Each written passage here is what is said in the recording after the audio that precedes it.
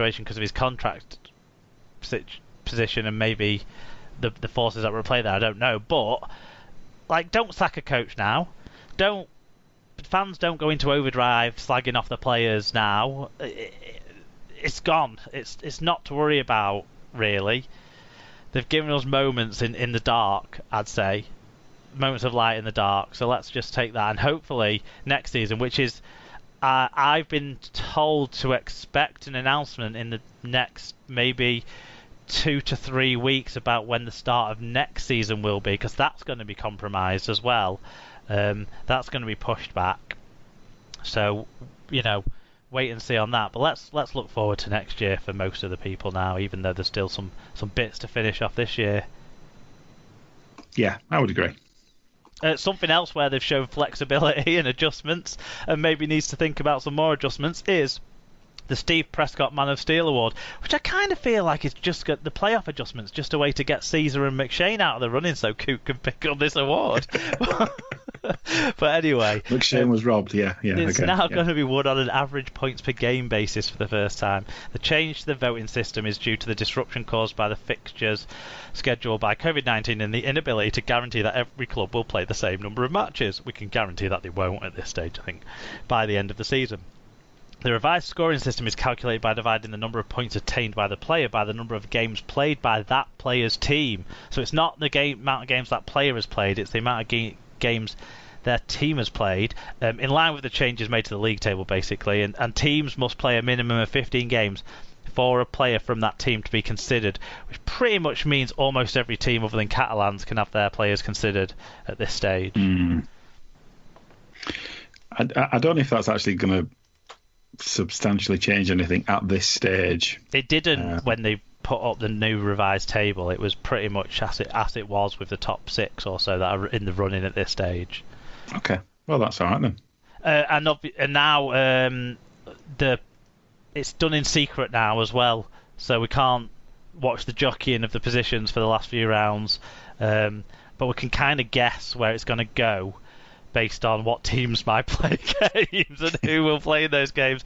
The Man of Steel Award is another thing that's going to have an asterisk against it. I think the one thing we need to keep about this is, obviously Steve Prescott's name attached to it, and the great things that man achieved after his career ended fighting through his illness, and the reason why his name's attached to the award. I think there's bound to be, increased recognition placed on Mossy Massoy and Rob Burrow for what they've been through and done this season, through any sort of season recap or awards situation that will go through this year. And I'm sure whoever wins the Man of Steel will be dedicating the award to Steve Prescott and the other 2 guys as well. Without question. It'll be interesting. Sorry, this is a slight aside, but just thinking about the number of young players that have actually kind of played this year and how kind of interesting that award's going to be this year.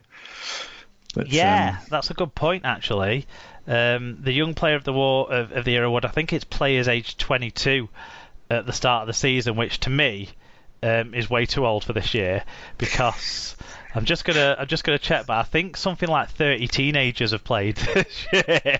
Yeah, that wouldn't surprise me, that figure. Yeah, so it could be a long list this year. Yeah, you give a bit of a tease there for our quiz, actually, in a sort of unintended way, because it's going to be about it's going to be related to debuts in Super League, but just looking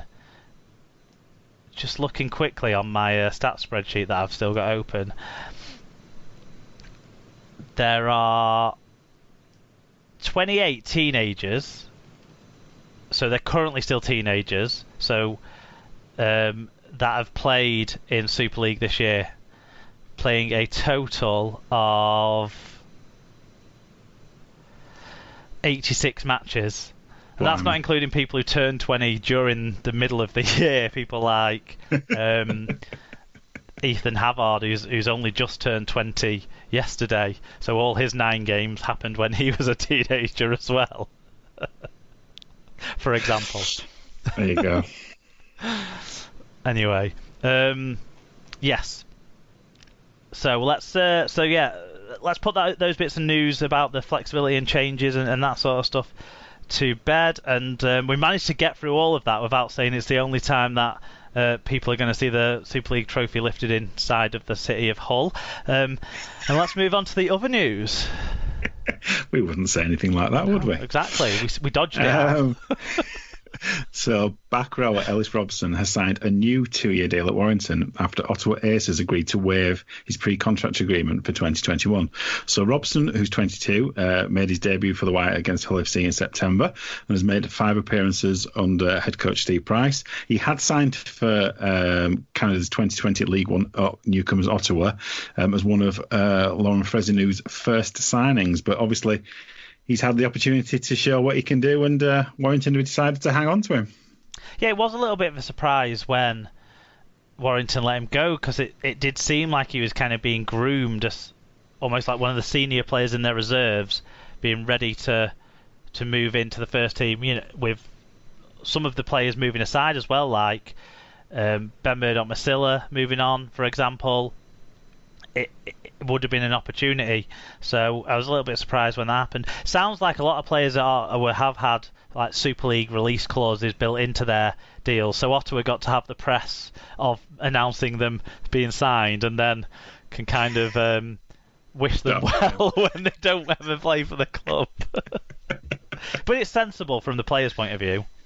Of course it is, yeah, of course it is. Okay, no worries then on that. Well done to Ellis Robson.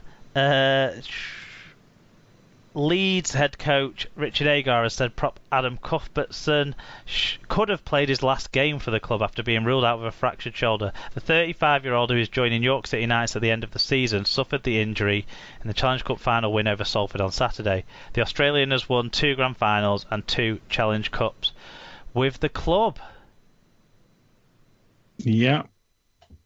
Perhaps not the way he'd want to go out, but it's kind of a bittersweet, isn't it? Because he got to go out with his last game being a victorious Challenge Cup final, so that's good. As opposed to just missing out on the top 4. Yeah, but it's not on his terms, is it? As well, I suppose. So it was glorious end, but not on his terms. Bit weird, but yeah. So Salford will lose hooker Joey Lussick at the end of the season after Parramatta named him as one of their 3 new signings for 2021. 24-year-old has helped the Red Devils to Super League and Challenge Cup finals in the past 2 seasons, although both obviously ended in defeat. Lussick, who scored on his debut in his sole NRL appearance for Manly, has scored 18 tries, most of them from dummy half, from 56 games for Salford. Oh, I guess he's had 57 games now. Yeah. Maybe 58, actually. That's how many games they play a week, Salford. They're on 2 a week, aren't they? But yeah, we knew he was going, didn't we? I just think it's nice that for him that he's getting another crack at the NRL rather than Salford seeing him lost to another Super League club. I think it softens the loss for Salford fans, and it's been great for them, hasn't he, in the last two years and 3 months or so.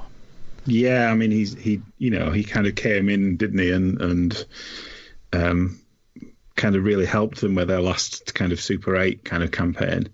And yeah, he's been we make our jokes about his tries from dummy half, but he's been a much more influential player than just that. And yeah, he's been a kind of a part of the key part of the spine for Salford during their kind of uptick in form, without question. So it'll be hard to replace. Yeah, definitely. Andy Ackers is going to have to go some, I think, next year to do his best Joey Lussick impression. Yes, yeah, that's quite a step up.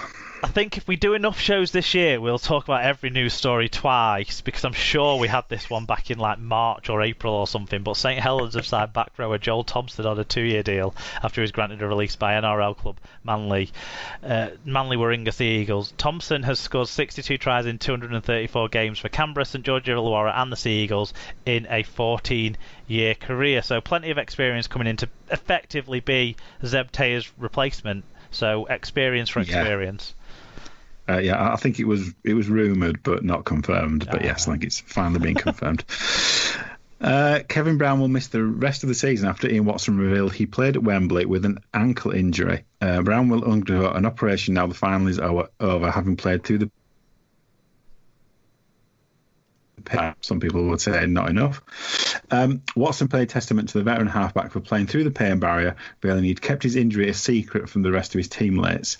Ryan Lannon will also miss the rest of the season with well, it says the same injury, but a similar injury. No, it's not the same ankle. Ryan Lannon has injured Kevin Brown's ankle, and as a result, he's missing the rest of the season. That's how I read that. Is that not how you read it?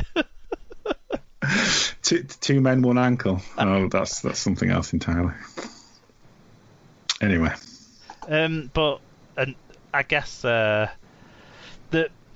sad for Kevin Brown at his age and stuff. Every injury is potentially significant and potentially like career impacting as well as season impacting. But the weirdest thing for me about this is that he kept it secret from the rest of his team. Yeah. It's one of those things that surely he must have had it strapped differently, or painkilling injections, or something or other that you'd kind of mark out as being different from how you'd usually be treated. I don't know. Yeah, it just with the bubbles, the way they operate and stuff, I'm surprised that he's been able to keep it secret from the rest of his team. We don't know how much it was affecting his performances, I guess, because we don't know how long he was playing with it.